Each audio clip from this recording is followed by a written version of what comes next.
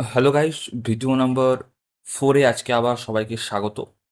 এবং একাদশ পাঠ, আমাদের সহজ পাঠ বইটির একাদশ পাঠ থেকে আমরা আজকে স্টার্ট করব। দ্বিতীয় শ্রেণী দ্বিতীয় পাঠ বলছে, ভক্তরামের নৌকো শক্ত কাঠের তক্তা দিয়ে তৈরি।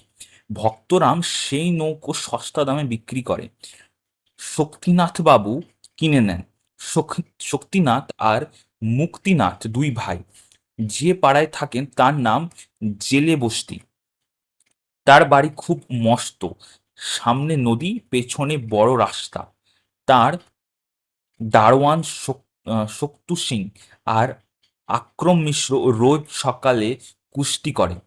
শক্তিনাথ বাবুর চাকরের নাম অক্রুর। তার বড় ছেলের নাম বিক্রম, ছোট ছেলের নাম শক্রনাথ। শক্তিবাবু তার নৌকো লাল রং করে নিলেন, তার নাম দিলেন রক্তজবা। তিনি মাঝে মাঝে নৌকায় করে কখনো তিস্তা নদীতে, কখনো আত্রাই নদীতে, কখনো ইচ্ছামতি বেড়াতে যান। কোনোদিন অগ্রহায়ণ মাসে পত্র পেলেন, বিপ্র গ্রামে বাঘ এসেছে। শিকারে যাত্রা করলেন। সেদিন শুক্রবার, শুক্লপক্ষের চন্দ্র সবে অস্ত গেছে। আক্রম বন্দুক নিয়ে চলল, আর দুটো বল্লম ছিল। সিন্ধুকে ছিল গুলি বারুদ। নদীতে প্রবল স্রোত।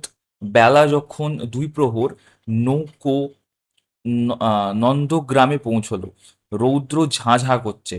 এক ভদ্রলোক খবর দিলেন, আহ, কাছেই বন্দিপুরের বন, সেখানে আছে বাঘ। শক্তিবাবু আর আক্রম বাঘ খুঁজতে নামলেন। জঙ্গল ঘন হয়ে এলো, ঘোর অন্ধকার। কিছু দূরে গিয়ে দেখেন এক পোড়া মন্দির। জন প্রাণী নেই। শক্তিবাবু বললেন, এইখানে একটু বিশ্রাম করি। সঙ্গে ছিল লুচি, আলুর দম আর পাঁঠার মাংস, তাই খেলেন। আক্রম খেলো চাটনি দিয়ে রুটি। তখন বেলা পড়ে আসছে। গাছের ফাঁক দিয়ে বাঁকা হয়ে রৌদ্র পড়ে। প্রকাণ্ড অর্জুন গাছের ওপর কতকগুলো বাঁদর, তাদের লম্বা লেজ ঝুলছে। শক্তিবাবু কিছু দূরে গিয়ে দেখলেন একটা ছোট সোঁতা, তাতে একটু হাঁটুর বেশি জল হবে না। তার ধারে বালি, সেই বালির ওপরে বড় বড় থাবার দাগ, নিশ্চয় বাঘের থাবা। শক্তিবাবু ভাবতে লাগলেন, কি করা কর্তব্য। অঘ্রাণ মাসের বেলা, পশ্চিমে সূর্য অস্ত গেল। সন্ধ্যা হতেই ঘোর অন্ধকার। কাছে তেঁতুল গাছ, তার উপরে দুজন চড়ে বসলেন। গাছের গুঁড়ির সঙ্গে চাদর দিয়ে নিজেদের বাঁধলেন, পাছে ঘুম এলে পড়ে যান। কোথাও আলো নেই, তারা দেখা যায় না, কেবল অসংখ্য জোনাকি গাছে গাছে জ্বলছে। শক্তিবাবু একটু নিদ্রা এসেছে এমন সময় হঠাৎ ধপ করে একটা শব্দ হওয়াতে চমকে জেগে উঠলেন। দেখলেন কখন বাঁধন আলগা হয়ে আক্রম নিচে পড়ে গেছে। শক্তিনাথ তাকে দেখতে তাড়াতাড়ি নেমে এলেন। হঠাৎ দেখেন কাছে অন্ধকার, দুটো চোখ জল জল করছে। কি সর্বনাশ! এ তো বাঘের চোখ! বন্দুক তোলবার সময় নেই। ভাগ্যে দুজনের কাছে দুটো বিজলি বাতির মশাল ছিল। সে দুটো যেমনি জ্বালানোর অমনি বাঘ ভয়ে দৌড় দিল। সে রাত্রি আবার দুজনের গাছে কাটলো। সরি। পরের দিন সকাল হলো, কিন্তু জঙ্গলের মধ্যে রাস্তা মেলে না। যতই চলে জঙ্গল বেড়ে যায়। গায়ে কাঁটার আঁচড়, রক্ত পড়ে। খিদে পেয়েছে, তেষ্টা পেয়েছে, এমন সময় মানুষের গলার শব্দ শোনা গেল। একদল কাঠুরিয়া কাঠ কাটতে চলেছে। শক্তিবাবু বললেন, তোমাদের ঘরে নিয়ে চলো, রাস্তা ভুলেছি, কিছু খেতে দাও। নদীর ধারে একটা ঢিবির পরে তাদের কুঁড়ে ঘর, গোল পাতা দিয়ে ছাওয়া। কাছে একটা মস্ত বটগাছ, তার তার ডাল থেকে লম্বা লম্বা ঝুড়ি নেমেছে। সেই গাছে যত রাজ্যের পাখির বাসা। কাঠুরিয়ার শক্তিবাবুকে আক্রমকে যত্ন করে খেতে দিলে। তাল পাতার ঠোঙায় এনে দিলে চিঁড়ে আর বনের মধু, আর দিলে ছাগলের দুধ। নদী থেকে ভাঁড়ে করে এনে দিলে জল। রাত্রে ভালো ঘুম হয়নি, শরীর ছিল ক্লান্ত। শক্তিবাবু বটের ছায়ায় শুয়ে ঘুমোলেন। বেলা যখন ৪ প্রহর তখন কাঠুরিয়ার সর্দার পথ দেখিয়ে নৌকায় তাদের পৌঁছে দিলে। শক্তিবাবু ১০ টাকার নোট বের করে বললেন, বড় উপকার করেছ, বকশিস লও। সর্দার হাত জড়ো করে বললেন, মাফ করবেন, টাকা নিতে পারবো না, নিলে অধর্ম হবে। এই বলে নমস্কার করে সর্দার চলে গেল। একদিন রাত্রে আমি স্বপ্ন দেখিনু, চেয়ে দেখো চেয়ে দেখো বলে যেন বিনু। চেয়ে দেখি ঢোকাঢুকি বর্গা করিতে কলিকাতা চলিয়াছে নড়িতে নড়িতে।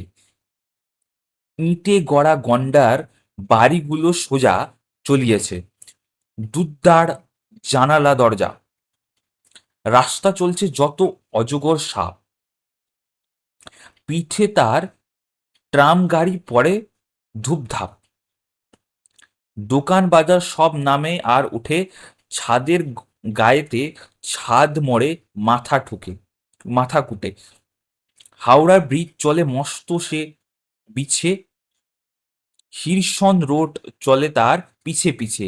মনুমেন্টের দোল যেন খ্যাপা হাতি, শূন্যে দুলায় সুর উঠিয়াছে মাতি।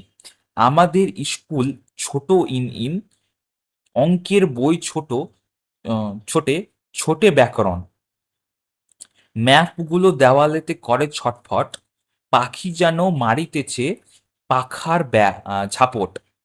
ঘন্টা ঘন্টা কেবলই দোলে ঢং ঢং বাজে, যত কেন বেলা হোক তবু থামে না যে। লক্ষ লক্ষ লোক বলে, থামো থামো, কোথা হতে কোথা যাবে, এ কি পাগলামো। কলিকাতা শোনে নাকো চলার খেয়ালে, নৃত্যের নেশা তার স্তম্ভে দেওয়ালে। আমি মনে মনে ভাবি, চিন্তা তো নাই, কলিকাতা যাক নাকো সোজা বোম্বাই, দিল্লি লাহোরে যাক যাক না আগ্রা, মাথায় পাগড়ি দেব পায়েতে নাগড়া। কিংবা সে যদি আজ বিলাতেই ছোটে, ইংরেজ হবে হবে বুট হ্যাট কোটে। কিসের শব্দে ঘুম ভেঙে গেল, সেই দেখি কলকাতা আছে কলকাতাতেই। যাই হোক, আশা করি বুঝতে পেরেছেন এখানে সুন্দর একটা বাঘের কাহিনী এবং একটা কবিতা আমাদেরকে বলা হয়েছে একাদশ পাঠে।